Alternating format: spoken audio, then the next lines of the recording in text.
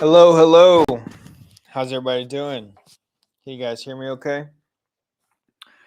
All right, welcome everybody. Welcome to today's live. We're talking about how to maximize your real estate investment returns.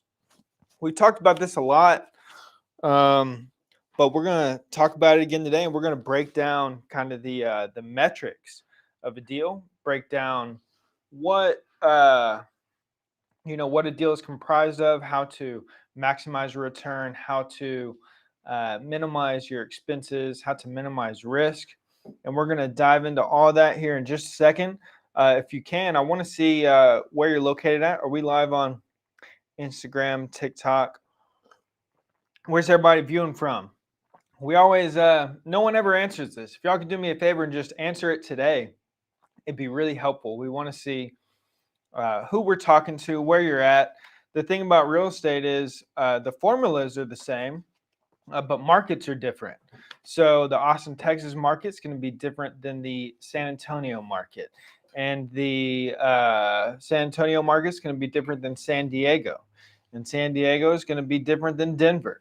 So Round Rock to Houston. So it's important to see kind of what market you're in, and your investment strategy might differ depending on which market you are investing in. It's not coffee, it's water. Everybody stay hydrated, and we're going to get going. Can I get the blue or red marker, please?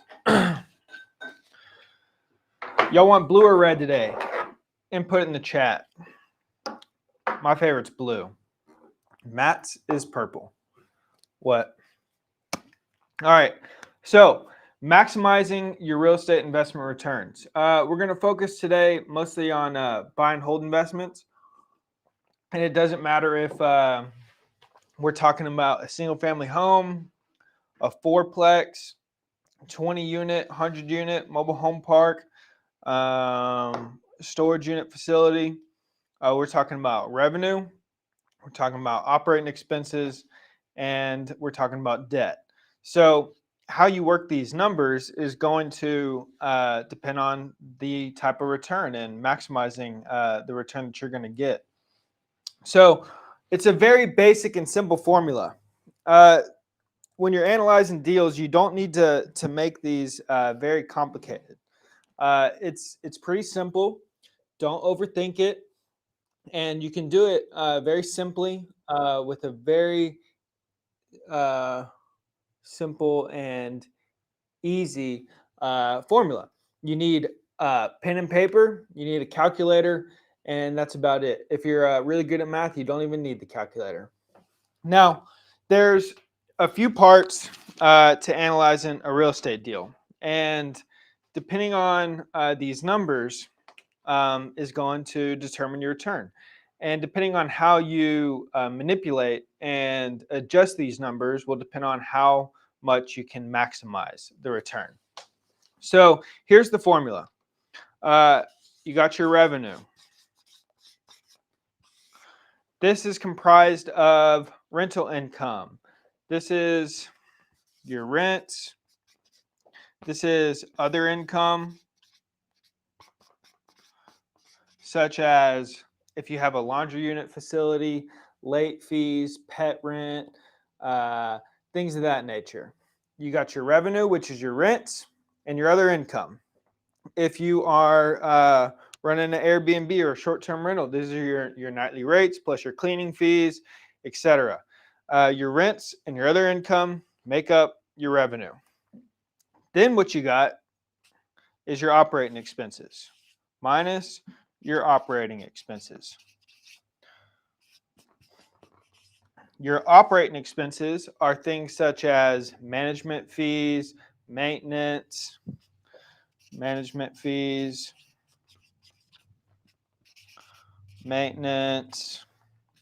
utilities if you pay for those, taxes, insurance, etc. Your operating expenses are things that you're going to pay for to operate the property. Management fees, maintenance, utilities, taxes, insurance, repairs, groundskeeping, attorney fees, things of this nature. All right. So you got your revenue and your operating expenses, and your revenue minus your operating expenses gives you your NOI. Comment in here if you know what NOI stands for.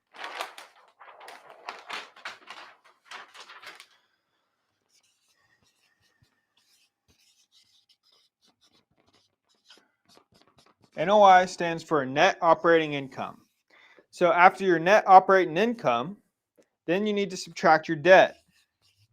Your debt is your mortgage payment that you're paying to the bank if you got a loan on the property, which most likely you do. If you want to capitalize on utilizing leverage and utilizing somebody else's money, you're going to have debt expenses. So your net operating income minus your debt gives you your cash flow. Your cash flow is the money that you get to keep no matter what. So after all expenses have been paid, after you've paid your mortgage, your cash flow is what you get to keep. So running through that one more time. Revenue is your rents and other income minus your operating expenses, which is your management fees, maintenance, utilities, taxes, insurance, etc. The difference between your revenue and your operating expenses gives you your NOI. And your net operating income, your NOI, minus your debt, gives you your cash flow. So what are some things that you can do to maximize your return? Well, based on that simple formula, I'm going to write it again here. Try and stop wasting paper. So you got your revenue minus your operating expenses minus your debt gives you your cash flow. So what are some things that you can do to start maximizing your return? Type them in the comments. What's Instagram saying?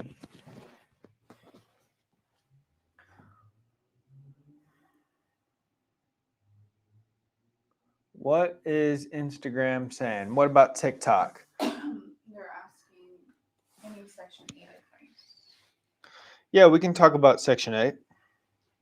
We'll go over that here in a sec. That's one way that you can increase your revenue and maximize your return. So, for example, we're doing that with one of our fourplexes here in Round Rock. Is we have gotten them approved and inspected and passed via Round Rock Housing Authority and the Austin Housing Authority to allow for Section 8 tenants. That way we can increase the rent. And so one of the units that's rented out to a long-term tenant that's not Section 8, somewhere around $1,500 a month for the 1.5 fourplex unit. And it's probably slightly below market. I mean, I would say market rent for that somewhere around like $1,650, give or take. These are nice units. This is a nice little complex. It's secluded. It's not in a bad area of town. It's a good area, good location. And we did a lot of work to the units because they were initially Airbnbs. So, but we had to refinance at the end of last year. And as everybody here should know, interest rates are really high right now. So the cost to hold on to this property increased substantially due to the fact that the cost of debt was so much. So our mortgage payment, escrowed with taxes and insurance, is pretty high. So in order to get this property to cash flow and state, we got rid of the Airbnb, which didn't do too well. I mean, it did okay, but after considering all expenses, all the time, all the effort that went into managing that thing and paying for the 20% management fee and all that stuff, it did about the same as a long-term tenant at about $1,500 a month. So it was just not worth it to keep it as a short-term rental. So we got rid of the Airbnb stuff, and we started making them long-term rentals. And one way to get the higher rent that we wanted, which is like 1,700 plus per unit, which is high, we got them approved for Section 8. So we have some good Section 8 tenants in there, and the government is going to pay us the higher rent every single month. So increasing your revenue is one way to maximize your return, because what you're looking to do is increase this number here, right? So there's a few simple things that you can do in order to achieve this, or a combination of the few. And if we just start at the top of the line, the first thing we can do is increase the revenue. Increase revenue. So we increase the rents by allowing Section 8 tenants to rent them out, having the government pay those rents there. These are still good tenants, by the way. It's not just because Section 8 tenants, one of these are law student. I mean, these are good tenants. They just happen to be getting assistance from the housing authority to help pay for their rent. And the government's paying it, and they're paying every month, and they're paying higher than actual market rents otherwise. So one way to maximize your real estate investment returns for buy and holds is to increase your revenue. Well, in any real estate investment period, if you can increase your revenue, therefore you're working on maximizing your return. So that's one piece of the equation. What was the actual question with Section 8? It was pretty vague on.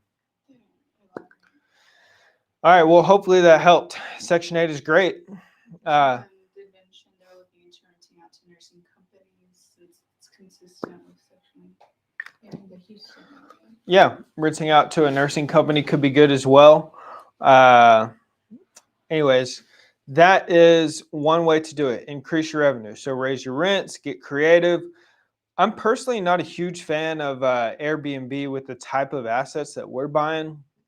I'm sure it would make sense if we were buying, maybe like a mansion on the lake or something, and really having like a destination for people to go to. That might make more sense for Airbnb. But we're just buying good long-term buy and holds, regular tenants, and the Airbnb market, in my opinion, here in Austin, Round Rock is pretty saturated. I mean, there's a lot of options. And unless you got like some experience that somebody's going to, or like a private pool or something in the backyard, I don't think just your regular single family house is anything special for Airbnb, unless it's in like a perfect location. You've got like a really good nightly rate or something. But for me personally, as a consumer, if I've got the option between your apartment to Airbnb or a hotel, and they're a nice hotel, and they're the same cost, and with the hotel I get a gym, I get this, I get, even though I don't eat it, free breakfast in the morning, all these things, I'm going to choose the hotel versus staying at your, semi nice apartment. However, if things are changing and vacation or something, or taking the whole team somewhere, maybe it makes more sense to get an Airbnb. But I personally, for our portfolio and the types of deals that we're buying, I think it makes more sense for long-term tenants. Someone just said it's a very saturated market for Airbnbs right now. Yeah, very saturated. I was talking to a very experienced investor on Saturday, and she's got a nice Airbnb in East Austin over off 2nd Street, and it's not doing too well. She's saying that the Airbnb market for, people renting out her place is gone down quite a bit, and she's actually transitioning and getting creative, thinking about maximizing her real estate investment, since Airbnb isn't doing so hot right now, on how she can increase revenue and get more stable monthly income coming in with a lot less expenses. So anyways, that was a long rant about Airbnb, but you need to get creative. You need to increase revenue. So you should always be pushing your rents, always be pushing your renewals. taking care of your properties, always looking for better tenants. And you should be buying in locations where you can do this. I mean, most of our portfolio is in Austin or surrounding cities, and therefore we've got the demand and we're able to do this. Rental rates are not decreasing on an annual basis or, 5-year basis. Rents are going up. There's a lot of demand here. There's a lack of housing. There's a shortage of housing, and it allows us to push the rents where we need them in order to maximize our return. So one way to do this as you're managing these properties or managing the property manager is always encourage increasing your rents. Always encourage taking advantage of expenses or revenue opportunities that you can get from your tenants. Another example of increasing revenue, we have I talked about this a few times ago, but we have 17 units we own in Llano, and hey, if this isn't going to affect the sound, can we turn that on? we have 17 unit apartment, 2 buildings, apartments we own in Llano, and we started charging the tenants, and it's a part of their leases, $10 a month added to their rent to help pay for pest control. So we were coming out of pocket for pest control, but now we no longer are, and it's actually making money. It's not a substantial amount of money, but we increased the revenue and we decreased the expenses by doing that, and we actually make more money than we do otherwise.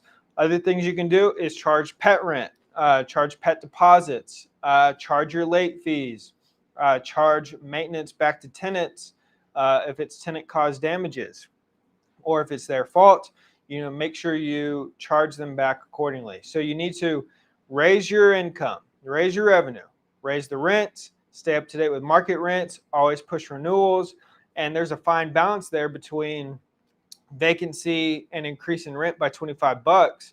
But you need to figure out how to walk that line and do what's best for your property and for your investment so that you can maximize the returns that you are getting. All right, so just going down the line here, if we've already worked on increasing revenue, what's the next thing you can do to maximize your return? If we're increasing revenue, what do we want to do with expenses? Kat? You want to lower your expenses if you can. All right, so let's look at that. Also, with increasing revenue is minimizing vacancy. So next thing you want to do is minimize your expenses, minimize your operating expenses. So going back here, what are some things on the expense category right here that you can work on minimizing? How are you going to minimize your management fees? Someone tell me.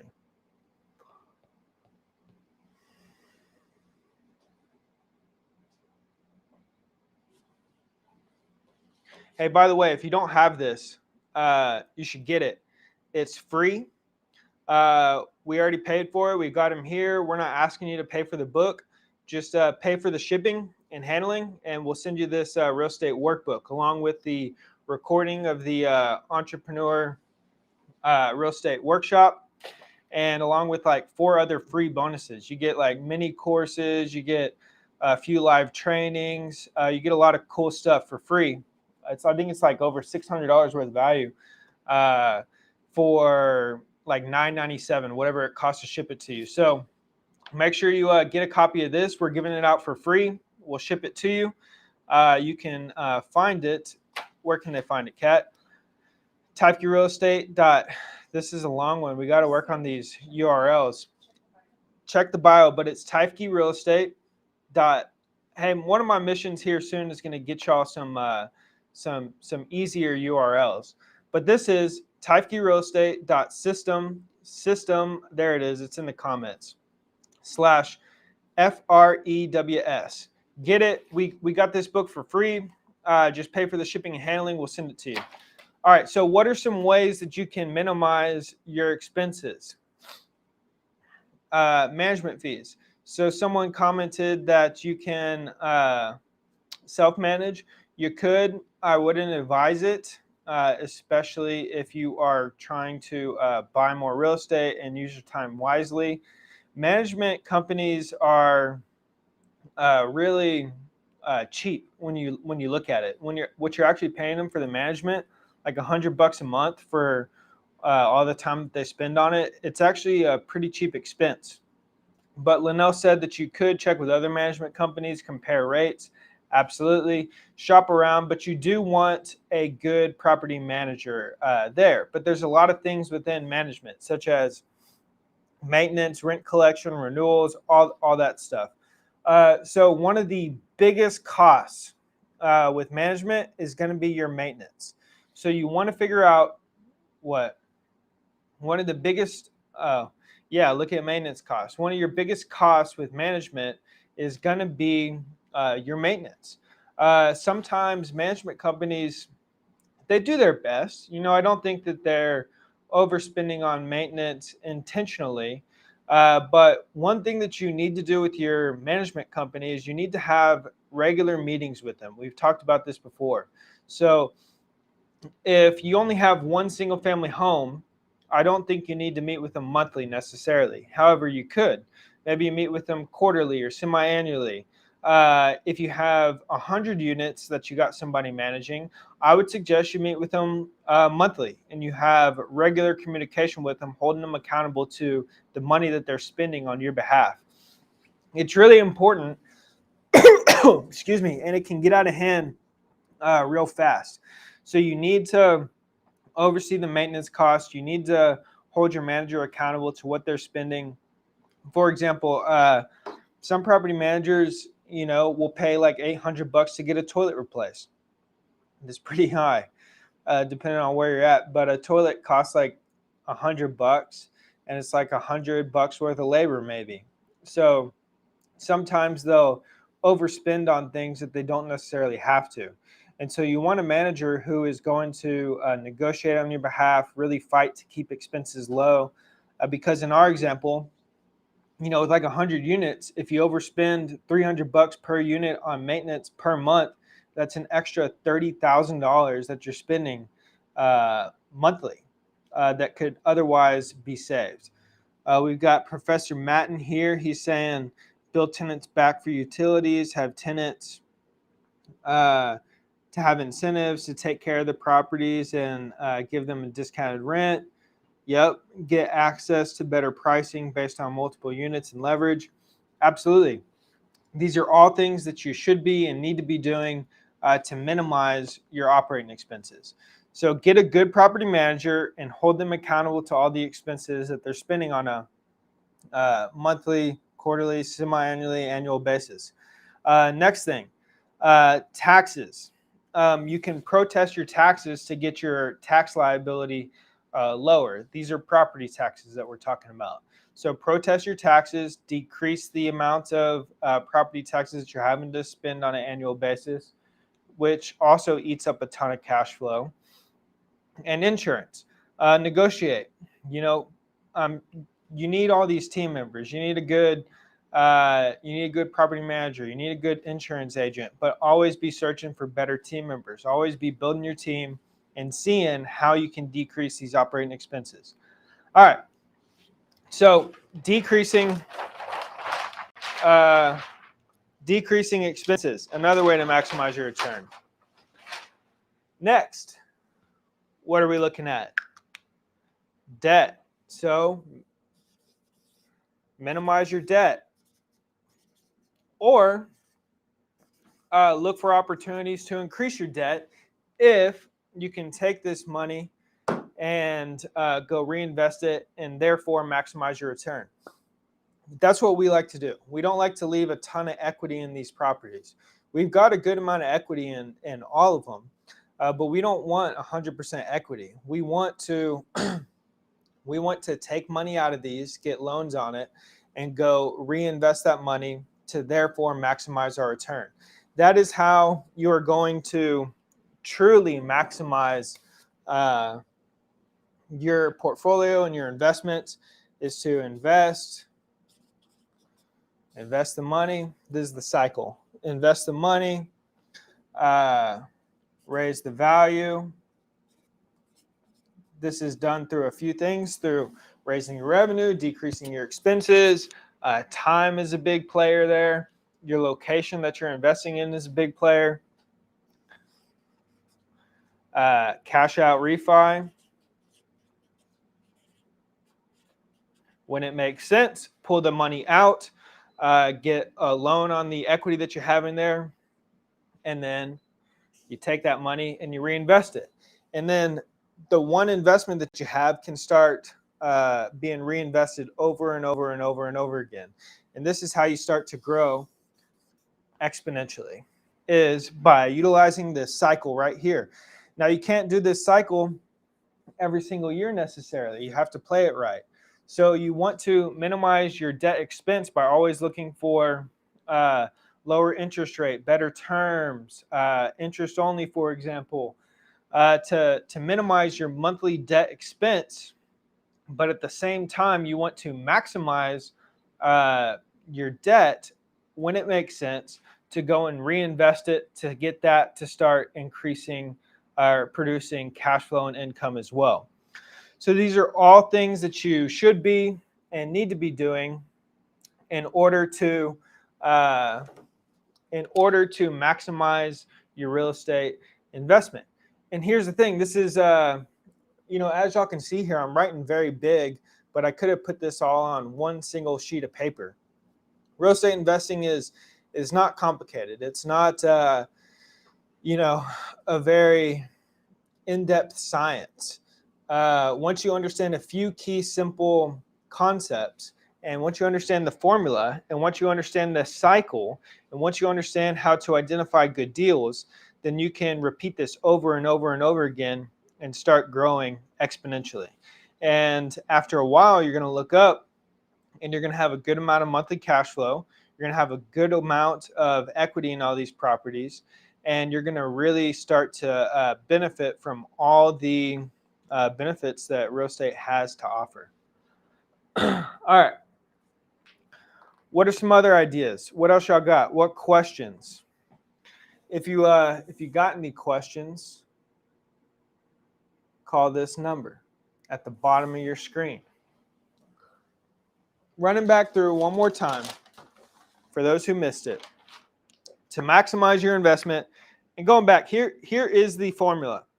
You got this is how you know if you got a good deal or not. You got your revenue, which is your rents, your other income, minus your operating expenses. That gives you your net operating income, your NOI. Then you want to subtract your debt from your NOI. Your debt is going to be your debt service, your mortgage payments that you're paying for the loan that you got on this property. What's left over is cash flow. The higher you raise the cash flow, the more valuable the property becomes, the more money you make. So some ways to increase your cash flow with this formula is to increase your revenue. You want to do this by pushing renewals, by staying at market rents, by finding ways to be creative to get more money than you normally would be able to. You want to get creative on increasing your revenue. Don't be stagnant there. You need to constantly push it.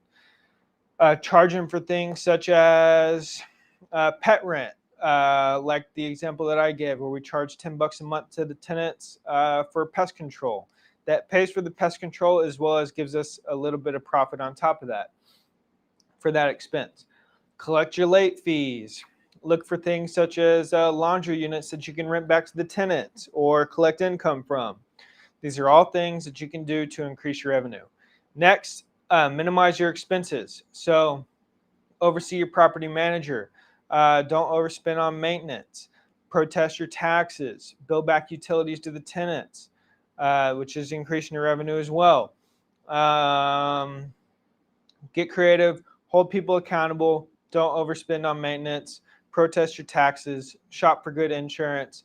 And get a good property manager who's going to oversee your property and manage it like their own. Last but not least, minimize debt, but at the same time, maximize debt. So minimize your monthly debt expense by shopping for the best terms, getting the best interest rates, maybe something such as interest-only loans. But at the same time, look for opportunities where you can do a cash-out refinance and take all this money that you've got inside your property and reinvest it to generate more income. That way you got two assets providing income, two opportunities to raise revenue and decrease expenses on, two opportunities to get cash flow from, two opportunities to utilize depreciation on to reduce your tax expense with the IRS. So many things. You want to reinvest this money. Take the money, recycle it, reinvest it, and do it over and over and over again. And before you know it, you're going to have a nice portfolio of good assets that produce good income. Any questions, Kat? Vincent from Houston bought the book. It said, "Great job on the thumbs." Good. Thanks, Benson. Glad you got it, man. You're gonna love it. This is a good one. For those of you who didn't hear what Kat just said, which is everybody, someone just took advantage of the Entrepreneur Real Estate Workbook. It's free, like I said. Just pay for the shipping and handling. We'll send it to you. There's like $600, over $600 worth of value with like these bonuses and everything that you got. Look, we're doing this really. We just want to get this information in front of you. We're not gonna make any money on shipping and handling. All this money is going to the USPS anyways, or FedEx or UPS or whoever it's going to. We just want to put this in your hands. We already paid for it. It costs us, I don't know, like $30 to print. We just want to give it to you so that you can get this knowledge, and we want you to start buying real estate with us. That's our ultimate goal here, is we want to buy real estate with you. We want to partner with you. We want to see you grow. We know when you grow, we grow. So let's do this together. If you want to learn more about the entrepreneur community, reach out to us. We're here to help. We want to buy real estate with you. It's our ultimate goal. And hey, let's get after it. Work on increasing your revenue, minimizing your expenses, minimizing your debt, and maximizing your debt. But listen, everybody gets so caught up in, I need to analyze this deal. I want to run through the numbers. I need to look at this. I want to look at that. It's very simple. Does the deal make sense or not? If it doesn't make sense, how can it make sense? If there's no way it makes sense that the seller's willing to do, move on to the next one. One thing that I think people need to realize is that there's very few really good opportunities. We look at thousands of deals and we pull the trigger on a couple of them.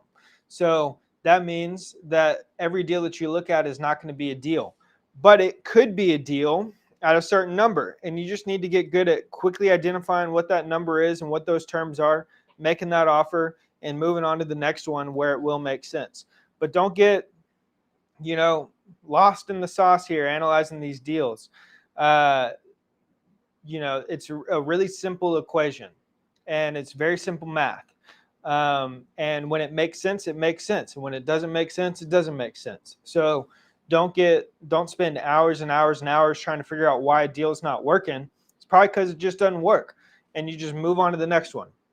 So anyways, take advantage of this book. It's free. We're going to send it to you. In this book, we cover so many different things.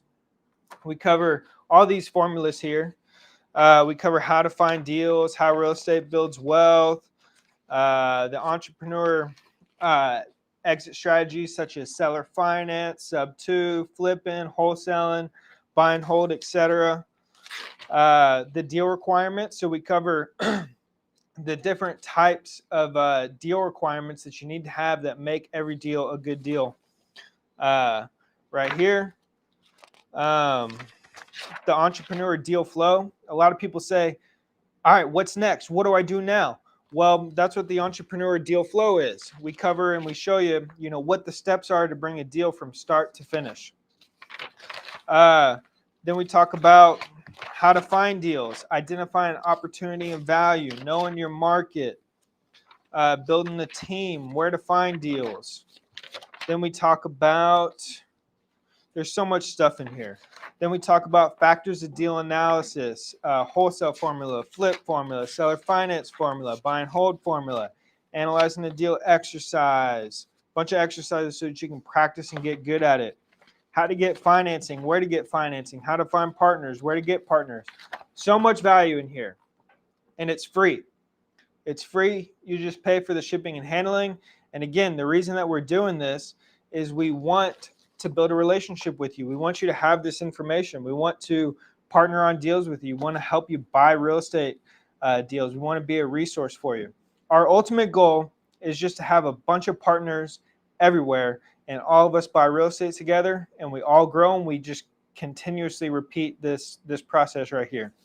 So that's the reason we're giving this to you. There's no catch. There's no, join, get this for free, but you have to join this. This is completely free. Just pay for the shipping and handling. We'll send it right to you, and we'll see you next week.